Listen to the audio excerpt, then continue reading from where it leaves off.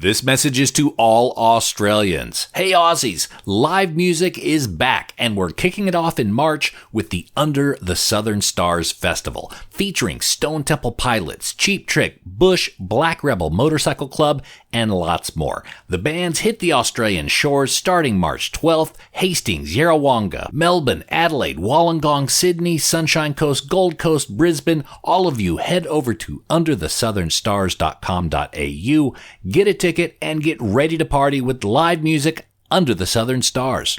We are brought to you today by AudiofileUSA.com, the most gorgeous used records on planet Earth. AudiofileUSA.com only sells excellent and near mint vinyl records, even some mint ones still sealed. So search, dig, and get a box of gorgeous used vinyl at AudiofileUSA.com. And we're also brought to you by the Groove Washer, the best record cleaner in the land. Groove Washer also now sells Groove Guard archive quality record sleeves. Get all your vinyl accessories, cleaners, sleeves, and more at groovewasher.com and use discount code VinylGuide10.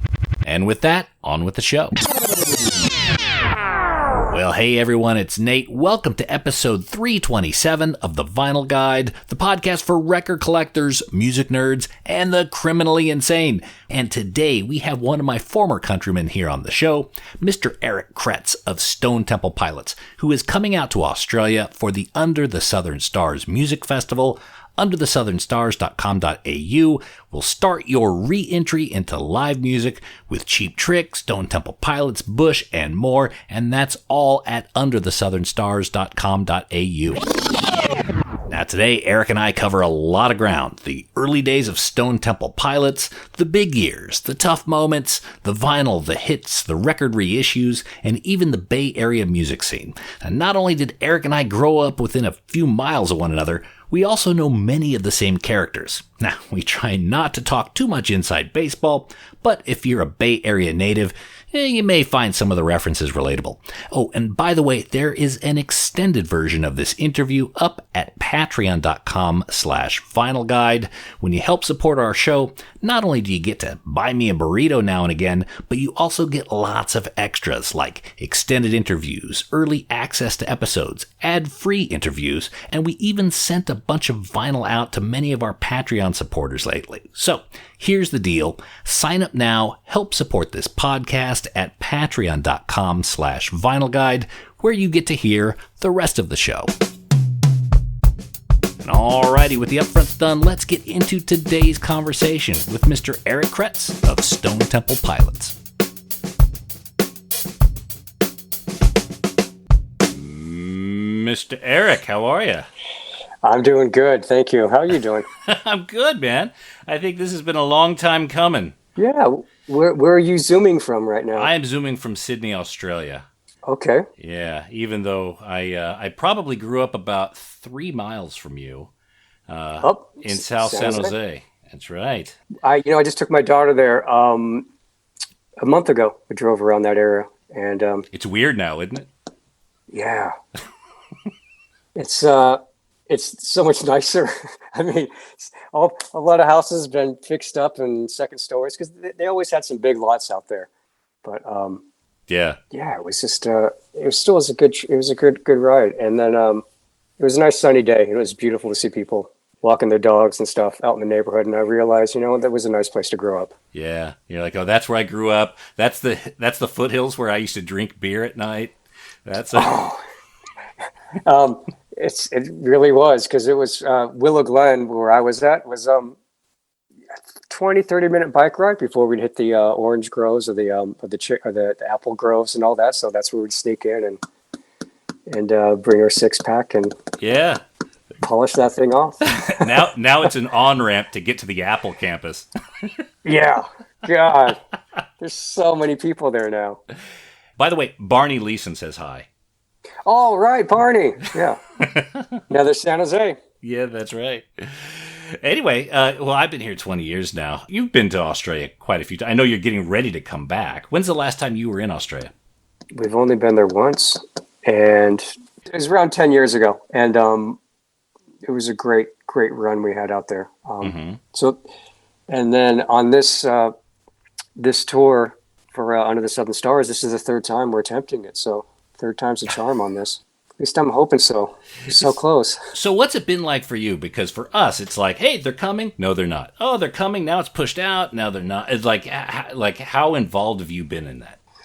The first time, of course, was right around March 2020 when COVID was really kicking off. And Barney would be texting me like, "He's still going?" And I'd be like, "I'm on hold right now. Hold on."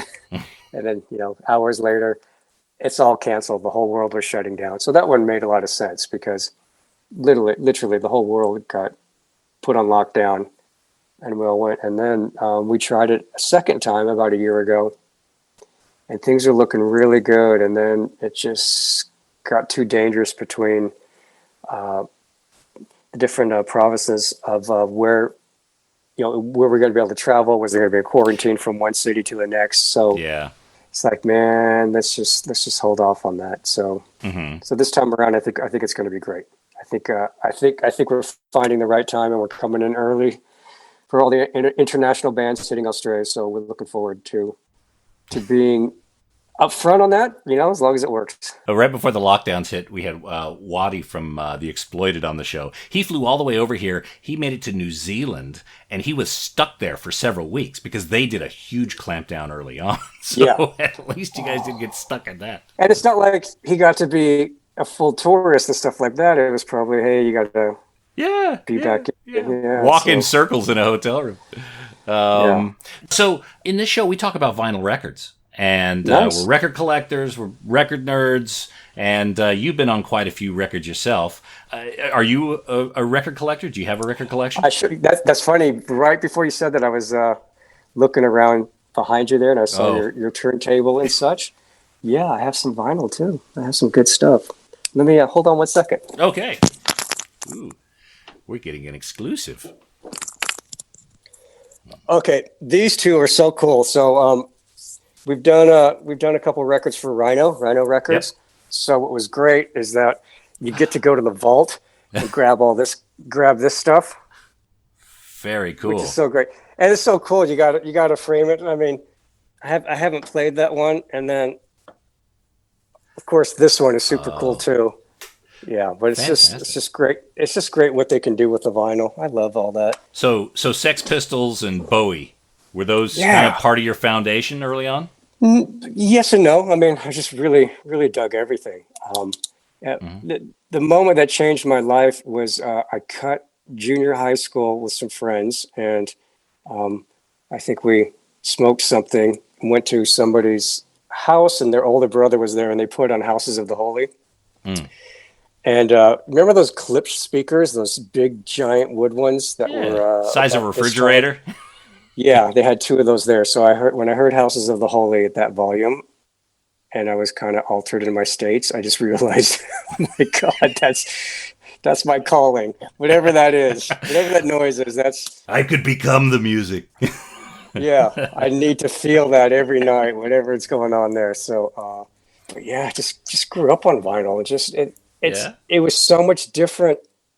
The joy of having albums, opening them up, I remember having like the ELO album and opening that, and of course Kiss Live 2, just opening up that, and from Cobo Hall, from behind the drums, and looking up and seeing the guitars and bass and blood and flames and lights and people. It was really great. Oh, and so that Kiss Live 2, of course, was recorded. At least the picture was from Cobo Hall, and in 1993. We went to Detroit and played at Cobo Hall, and I just floored myself sitting there. I just couldn't believe it. Sitting there, because all those memories came back. And I told the story to Jeff Goot one night on the bus, and then for my birthday, he found an original lithograph of that concert and then bought it for me and framed it. And it was like such a cool gift, because it's like, there's only some of those made, but it's like, oh man, that was so great. Wow, that's fantastic. So you were there kind of where the photographer was. You could see like the same image. Yeah. Same thing. And I'm sure you remember from a year before that, we put on Kiss makeup when we went to New York, and we just kind of, just to kind of just to have a little bit of fun. But Kiss was really, when you're just a kid, God, that's just there's something really amazing about that. Just because the visuals are so great, and the album covers look great, and just the songs were interesting. So Houses of the Holy was big for you. Do you have, what were the top maybe 3 albums of your formative years? Kiss, Houses of the Holy, what else? Well, Kiss was great for formative, but it's once I started playing drums, it was, AC/DC, probably High Voltage. I mean, just you got it 13, you're hitting puberty, or 12, 13, you're hitting puberty, and you hear AC/DC, and you can kind of get the beat, and then you're playing along with with Malcolm and Angus. It's just like, man, I'm here. Yeah, and then of course, Houses of the Holy was just for drummers. That's always kind of their favorite. And then probably Yes, Fragile. That one is just got worn down because the musicianship was so good on that, and that kind of changed my direction to jazz fusion, to all the Billy Cobham stuff, to the really, really hard stuff to play. Because what Bruford did was so incredible with the time signatures and how he would just take beats and turn them upside down, and where he put accents and stuff. And then, to have Chris Squire as a bass player, and, the musicianship in Yes, of course, was just unbelievable. So why not? Let's use those 3 records for changing my way. And the Yes stuff is still great today. It's you can still put on the record and just listen to the whole thing, because it just takes you on so many different moods. And with Anderson's beautiful voice, and the fact that they can just break down to an acoustic with a voice, and you're totally hooked, and then they go back into all that stuff, whoa.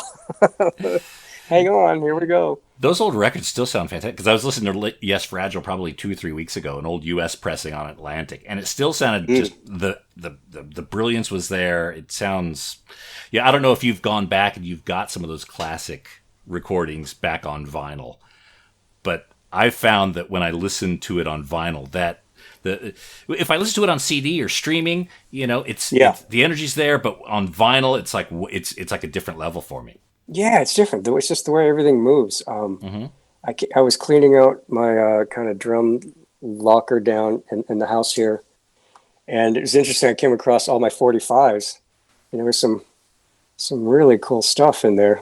I probably would have been buying them all the time, going to the grocery store with a parent. You know what I mean? And just no, I'll take this one for $1 or for 50 cents, whatever it was. And where did you get your records in San Jose?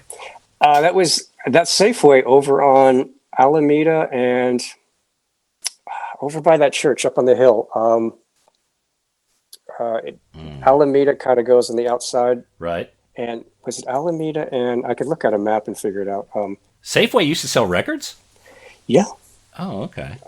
Kind of in the front. And so that's where I got all the K-Tel stuff. It was all that good stuff, Early Sweet, remember all that? Yeah, Ballroom Blitz. Kind of yeah. They would kind of have it in the front. So you have your Firewood, and then you have the little section. They didn't do albums; they just kind of did 45s. So they had that there, and so it'd either be do you get a little car, or do you pick up an album? I'll take a 45. I mean, and my mom still has that Marantz stereo that I listened to as a kid. So it's just purely from the mid 70s, and still works. So that's excellent.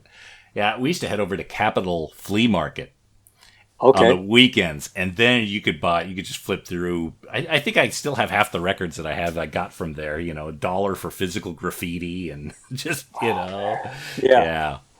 When we first got signed to Atlantic Records, we made the record, and then I'm like, Dean, I go, come on, we're going up to San Jose and San Francisco so you can meet a bunch of my friends that I grew up with and stuff. So I took him to the Tower Records there, the Del Taco and all that. And I still remember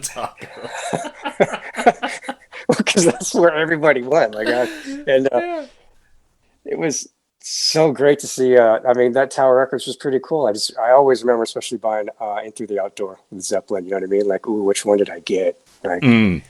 In the paper bag, You lived in San Jose till after high school. Then you moved to Los Angeles. Is that right? Yeah, it was either going to be San Francisco or LA. So when I was 19, I went to a lot of concerts in San Francisco, which was cool, but to pursue it for music, and it was kind of the speed metal, the thrash stuff. It was that's kind of more what was going on up there at the time, which wasn't my thing. So, and then I did a couple trips down to Los Angeles and said, yeah, I can kind of pursue it more down here. Mm-hmm. How long was it from the time you arrived in LA to where you formed the basis of what was then Mighty Joe Young, but became Stone Temple Pilots? Yeah, I think it was like a long 3 years. Like before I met Robert and Scott, and then Dean came in. We had an earlier thing that was kind of funky. It was trying to figure it out. We had some musicianship going, and Scott was trying to figure it out. And then once we got Dean in the band, it's like, oh, we could be funky with the R&B kind of backbeat stuff. Mm-hmm. And then Dean brought in, the Les Paul and the Marshall sound with some great chordings and stuff like that.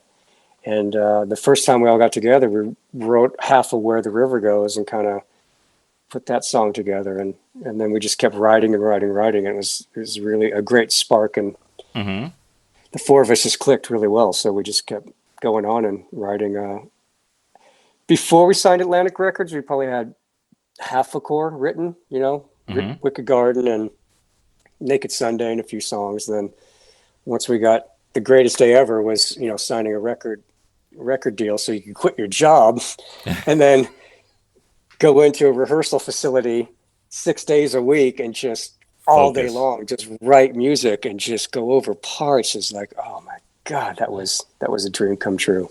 Now I heard when Dean joined the band, he already kind of had another career. Was it hard to get him to commit to the band? Was he hesitant at first?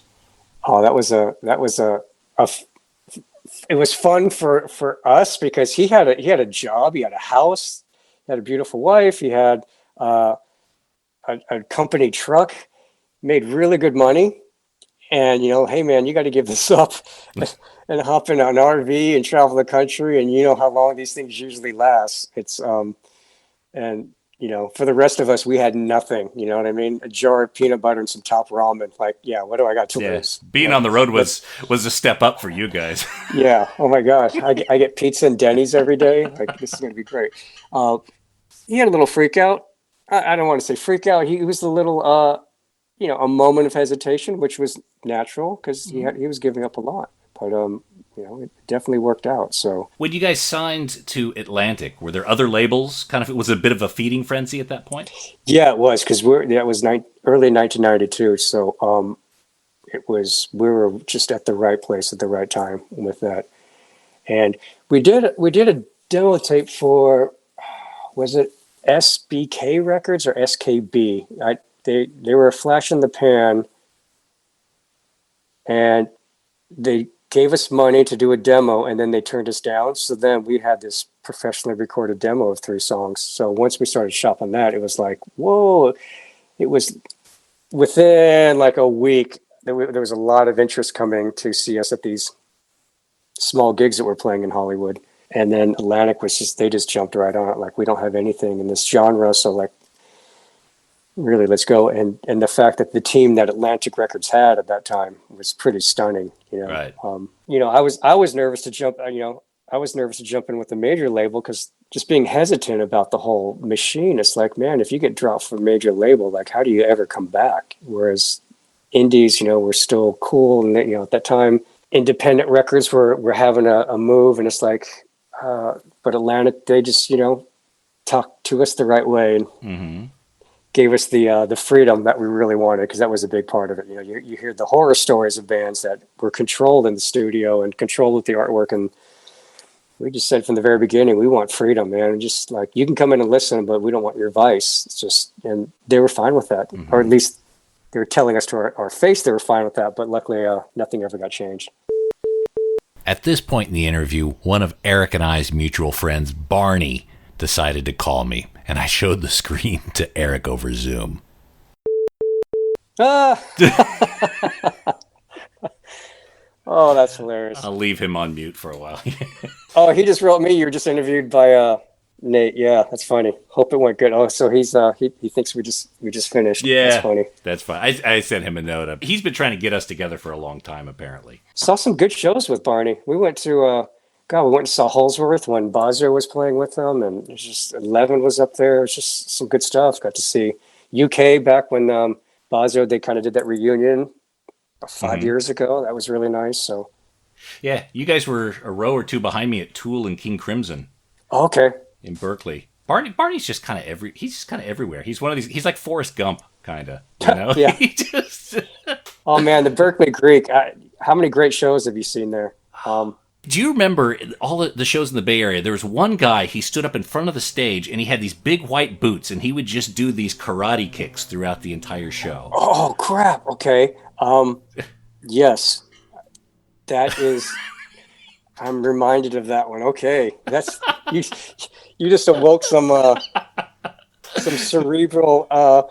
things back here. Great. Yeah, I don't know. We just started calling him Klondike Mike. And every show we'd say, there's Klondike Mike again. You know, and he would just be there, no shirt on, these big white puffy furry boots, and he'd just do karate kicks on the side of the stage all the time. Oh, man. And what was the first concert you went to? Oh, it was New Year's Eve, 1983. Dio headlined, and then Y&T and Dawkins, like right as they kind of came. Yeah. And I was... Crushing. Great. I was 13, and my older brother promised my mom, I'll look after him, he'll be fine. And okay, he drove us from San Jose to the Cow Palace.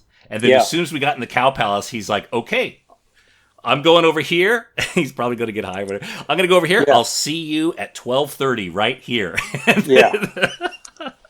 My mom would have been horrified. That's how it was back then. Yeah. Yeah. How about you? What are some of your early shows in the Bay Area? Oh, I got to go see Day on the Green when I was 11 in 77. So it was Frampton, Santana, Leonard Skinner, The Outlaws. It was amazing. Oh, wow. Blew my mind. And it was the same thing. The parents dropped us off on BART, last BART's 10 o'clock. Don't miss it. And just wandered around as a kid. And, I was seeing women take their tops off as 11. So, seeing that. That's a big deal. Weed. People are smoking weed, and you're just like, wow, look at there's a lot of beards and stuff here. Okay, cool.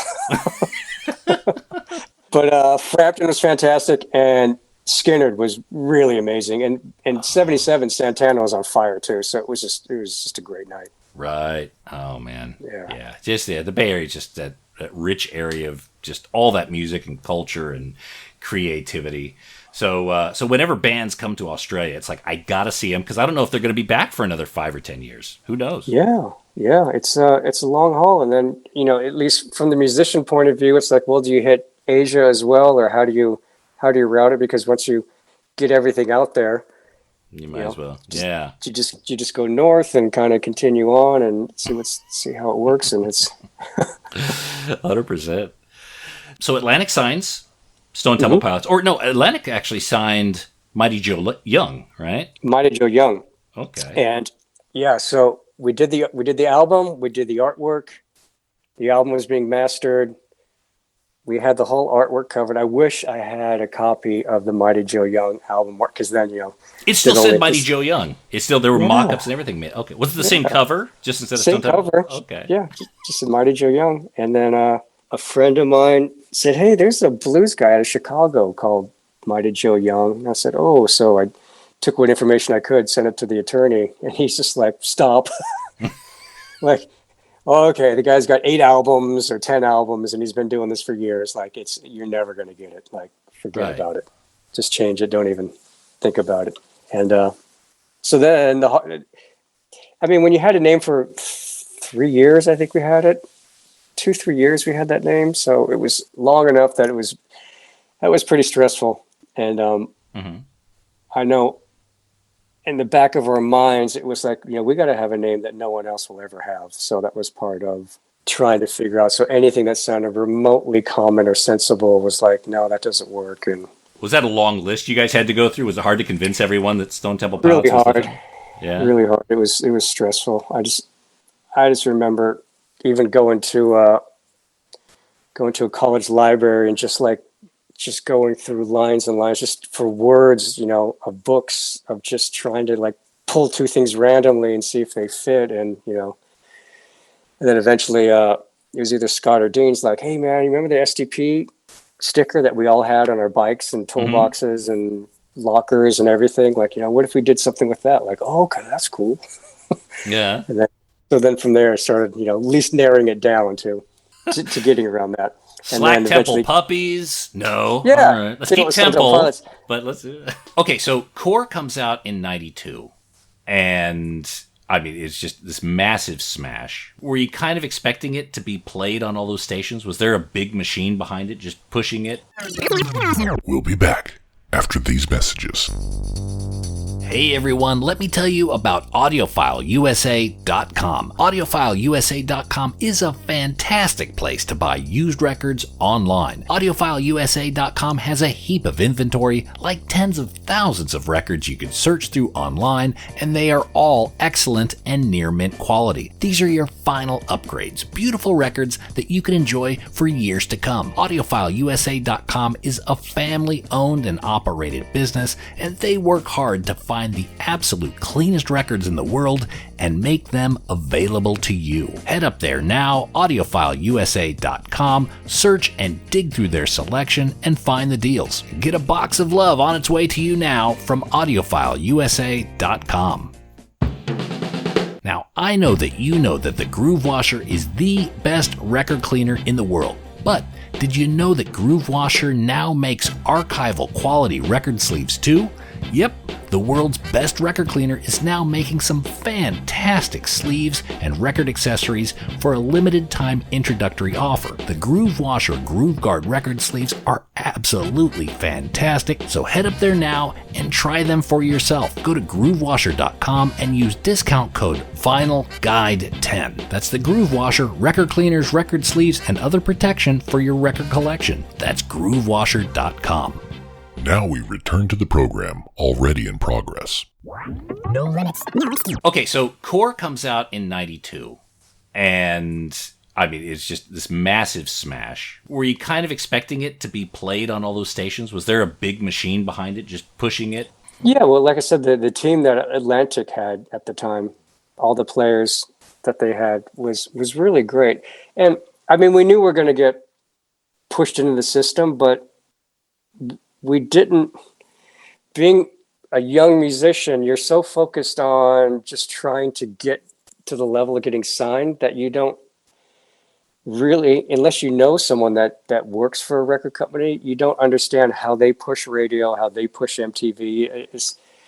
That was a whole new world for us. So once they did their job to push that, and we just kind of held on, rode that rocket, and just like, oh my God. Because I mean, at that time, MTV was, 92, 93, MTV was more powerful than radio as far as breaking bands, especially rock acts and stuff. So when MTV would start pick up, all these radio stations would start playing it. So we kind of knew that was the angle. So once you do a first video and you get on there, and Headbangers Ball was playing Sex Type Thing was our first single and video, and they air it. We're so excited, and there's no name of the band, nothing, no name of the song. So whatever the credits were, nothing got on there. Just so we're devastated. Like, no one's gonna know who we are, and okay, hopefully they play it again next week. And so next week comes, same thing happens. They play it, and there's nothing on there. And then finally they got together by the third week, so people could start saying, oh, we want to see Stone Temple Pilots, and they could call the radio station, etc. But it was kind of funny to finally make it to MTV, like, oh no, there's a glitch. They don't know who we are. Oh, that record was so massive. I could only imagine this sort of pressure that it kind of sets up for the follow-up. Yeah, it should, but I think we were touring so much, and going from 50 to 100 people a night to 300 people a night to 500 people to 700, and then we were opening up for Megadeth, and they were like 4,000 to 6,000 every night. And when you have to play in front of Megadeth's crowd and win them over. I mean, it makes you really good. It's kind of, you hate to talk about the Beatles so much, but what they did in Hamburg early on, playing so much and just a bunch of drunk, crazy people. It's like they were probably tighter than any other band in the world at that time, on top of being that talented. But the fact that they could have the humor on stage, the tightness, and improvise songs. So, I mean, it gets you to that level where you're a well-oiled machine at that point. So when it came time to do Purple, I remember we're on tour and Robert was kind of strumming Interstate Love Song on acoustic, and we're just like, we'll be fine. Yeah. like I just knew right away, like, oh, that's really good, man. That's really, really good. So, and we kind of had Vaseline working out from sound checks. It wasn't all there, but it was starting to get kind of like, oh, that's kind of groovy too. And, so it's just, you're pretty confident going into it, then it sounds like. Yeah, we're confident. We weren't terrified by the, sophomore slump that you hear so much about. So yeah, we went in there feeling pretty good. And 3.5 weeks, we recorded and mixed that record. So it was on. It was very quick. Mm-hmm. Everything's just first, second take. Boom, it sounds good. Throw a few extra overdubs, tambourine, done. Were you guys putting those songs in the live set beforehand while you were touring? Were you playing some of those songs? No, we did. When we were touring for Core, we went to Prince's Paisley Park studio, and we did Loungefly because we had that idea, and we had like a 2-day break. So we put together Loungefly from Purple, and we also had Big Empty. That's right. Yeah, we had Big Empty together for the Brandon Lee movie, the Crow movie. So we had that kind of going too. So we weren't playing Big Empty, but when we did the Unplugged that was the last show we did in support for the Core album, was the Unplugged, and we did Big Empty there. So we had it together enough to kind of do that. That fade in for Vaseline, that's always just a characteristic, again, a tension builder. I always wondered, was that kind of by design initially? Was it covering something up? What was the discussion around that fade in? I'm kind of remembering. It was just kind of like, how do we approach it? Because it was so repetitive. Like, well, let's just do a really cool fade in, and just starting with that great feedback that Dean kind of puts together, that kind of haunting, sounds like bees swirling and swarming. And so it was just really cool. Like, oh man, whatever that sound is, let's use that. And then I'm sure Brenda's like, just fade it in and just keep playing until we get it going. For the drum geeks out there, it's I was playing a 12-inch snare drum for Vaseline. So originally, like in rehearsals, we all wanted like the big Bonham 26-inch kick drum, like just make it as big as possible. But then at some point, we're like, you know what? Let's try to make the drums as small as possible. So I had a little 20-inch bass drum and a 12-inch snare drum, and I'm hitting it pretty hard. So when you listen to Vaseline, if you listen to the pitch of the snare drum, by the time it goes in the second verse, it's already dropped like about 2 whole notes, and then it just keeps going down. It's pretty funny that it's just started up nice and tight and just whacking away. Just do. It just goes, and that's what's so great about Brendan, because does it bother anybody? We're like, no, it's cool. Let's leave it. So you just move on. I'll have to listen in for that now. Do you know if all the Stone Temple Pilots master tapes and materials are accounted for? Yes, they haven't been burnt down or lost or anything. So. Thank God. Okay. Oh yeah, when I heard that story, it's horrible. Just yeah. So Rhino and we they keep their stuff pretty safe. They keep it good and locked up. So Stone Temple Pilots on vinyl seems to be quite rare. When you do find it, I mean, when they originally came out, it was in that period where records were very much not the preferred format. But even the reissues seem to be very limited, and then they get really expensive. Yeah, it's unfortunate they get so expensive, but you're right about that, because in the 90s, just CDs were everything. And nowadays, of course, streaming is where everything's at. So, we still love vinyl, but they're not. In vinyl now, I know the manufacturers you got to book it in 6 months ahead of time, because they can only produce at a certain speed. And every band wants to do some stuff for vinyl, but it's more for the love of it than, I can't imagine it ever taking the place of what we get from our phones nowadays, and the streaming, and it's just so convenient.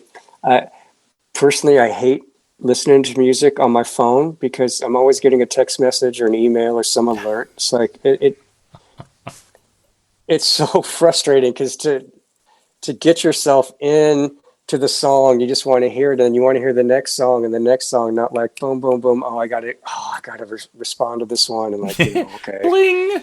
Do you want me to pick up soy milk? Yeah, I was in the zone. Yeah. Look, I think eventually streaming and digital will start to figure out and get smarter about the quality. Already Apple streaming has the lossless capability, and it really is now up to our headphones and how we listen to it to get it from the phone to us. That is kind of the big tricky bit right now. So I think if we fast forward 20 years, vinyl will still be around. It's still a bit of a fetish, but there will be other audiophile formats that are going to be much easier for us to enjoy that. And the physicality of having an album, that's just the one thing that will never go away, that you don't get from streaming. It's just, oh my God, those photos. Like when you stream, you just, unless you're on your laptop or your computer looking at photos and stuff like that, but an album, like that's all you got. So you pull out the liner notes and you read those, and for the 600th time you read them, like, oh yeah, okay. Yeah. Barney, he's on there. He's got to thank you. Look at that. How come he's on all these records in the Bay Area? Yeah. Which he is. His name is hidden in all those records. There, go back and look. They'll be there. So with the reissues of, I think, Core and Purple, there's vinyl versions that are being sold by Walmart. I guess some of the splatter pressings. I don't know if you're aware of those. Yeah. Do you know if those are off the master tapes, or are those from a digital source? They should be off the master tapes, from what I know. I know they do. Of course, they have their own specialty, so that's why they look a little different. They're priced different, and they kind of manufacture those, but they have to be from the same mastering source that we agree to. So whether it's a digital source from mastering, but someone from mastering would have to approve it, to even if they're manufactured, because I would assume they're manufacturing those in China or something, like to get their prices down and to mass produce them as they do, but I could be wrong in that. It's a very good topic for me to research, because I doubt those are made here or in Germany or in the Netherlands like so many other ones are made. Yeah, there's a lot of pressing facilities out in, I think, the Czech Republic. Okay. And they're quite good quality as well. I haven't heard of any pressing plants in China, but I'm sure there's some there. But you guys oversee the quality of all the different, I mean, not oversee to a, micromanage, but I mean, you guys we're not wearing lab coats and going, we don't approve of this one. We do get a copy of them and listen to them and say, this sounds great. And occasionally something shows up where it's playing a little slow, and you freak out because you think you're hearing things, and then you realize, we got to destroy that batch and make a new one. And okay, so you get involved in it. You get the test pressings, and you guys get the gladiator thumbs up or thumbs down test power. Pressings, and then you A, B, C them against all sources, and then you realize you got to buy more equipment to do this better. Now, you guys did an album in 2010 co-produced by Dawn Was. Yeah. What did you learn from working with Dawn? That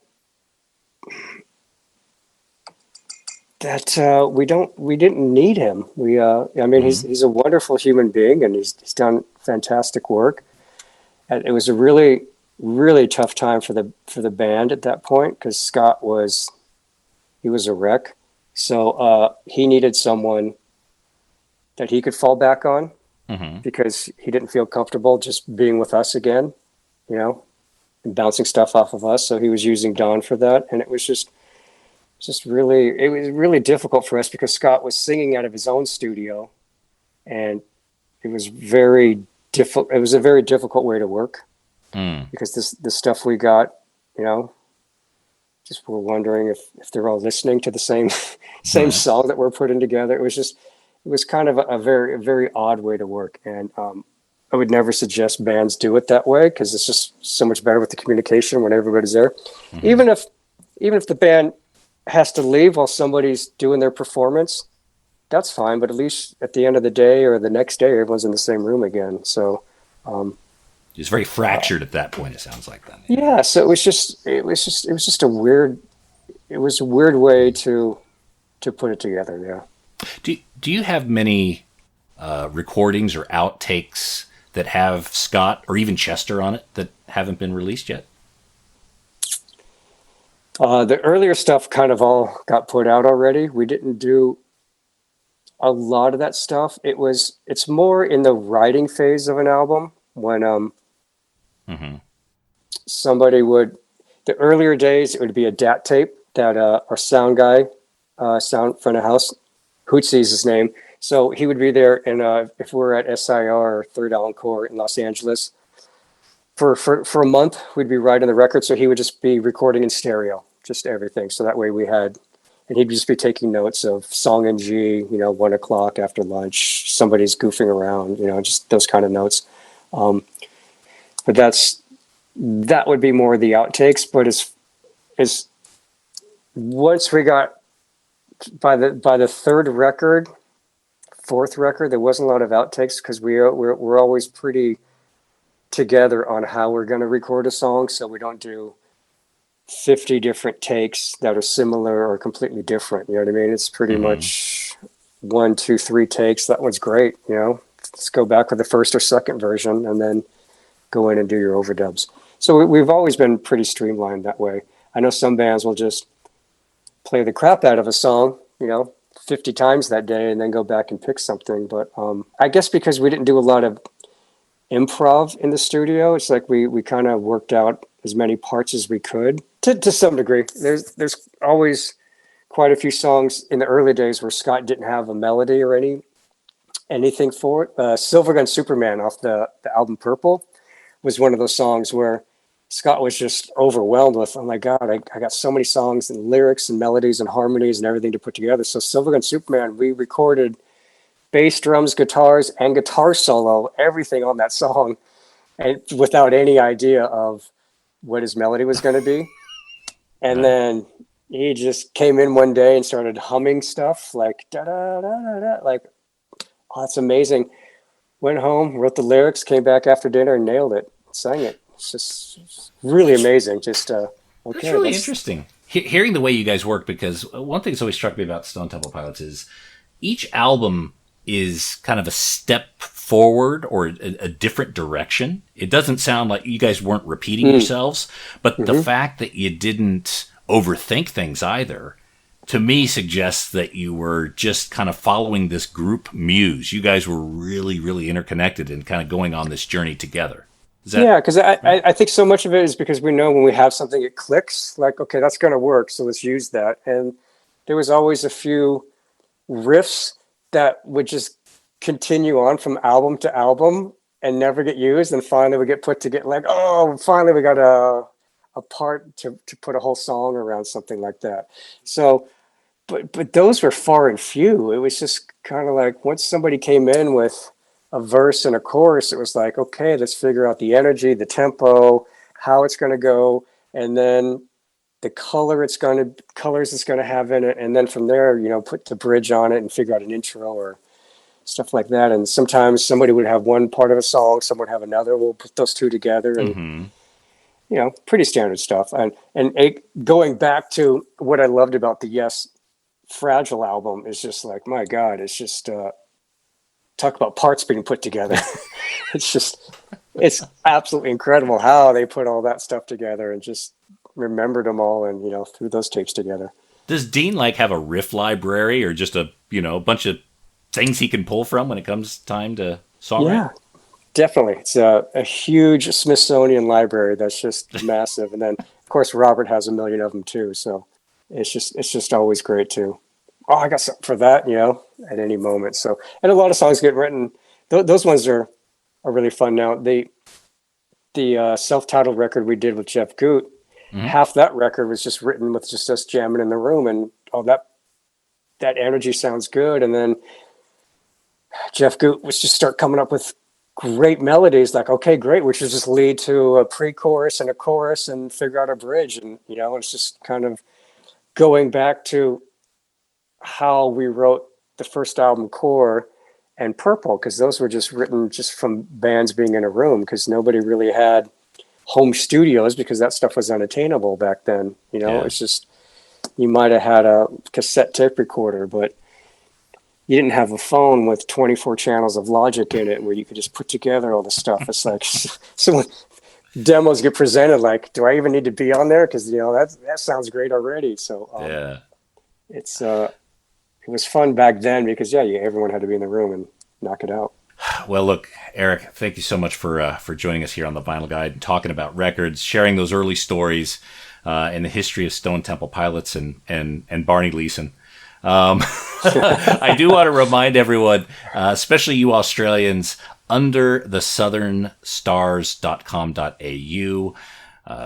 Eric and Stone Temple Pilots are coming down. Bush is there. Cheap Trick is there. Black Rebel Motorcycle Club are there. And plus a lot of other Australian bands will be on the bill. I think Rose Tattoo is going to be there and several others. Electric Mary and a lot of good stuff. Excellent. Yeah. So you're familiar with a lot of the Australian bands, yeah? Yes. Yeah. It's going to be great. Underthesouthernstars.com.au is where you get your tickets. Make sure to check them out. It's the first festivals we've had down under in a couple of years, so it's going to be one hell of a party. Final question for you, Eric. Thank you. The best of. Do you think that will ever be released on vinyl? Oh, I would love to. You know what? Yes, it will.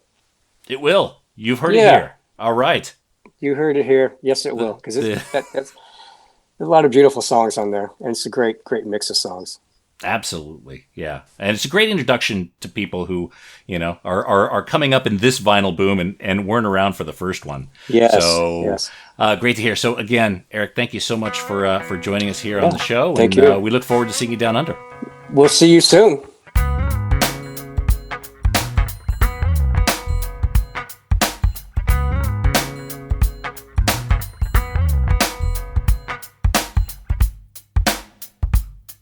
Alrighty, there we go. Mr. Kretz here on the Vinyl Guide. Again, I want to remind folks there is an extended version of this interview at patreon.com/vinylguide.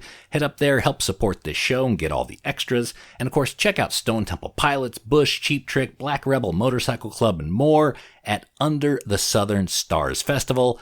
Underthesouthernstars.com.au gets your ticket into the first big festival party of 2022. And that's it for this episode of the Vinyl Guide. Thanks again for tuning in. Please share these episodes on your social media. That is always helpful. Share them on Facebook, tweet them out on Twitter, share images on Instagram, even make a TikTok dance if you want. That's all good too. And of course, you can always leave us a positive review up on iTunes or wherever you get this podcast. Log in, give us 5 out of 5 or 10 out of 10. Say something nice, make us blush. That is always appreciated.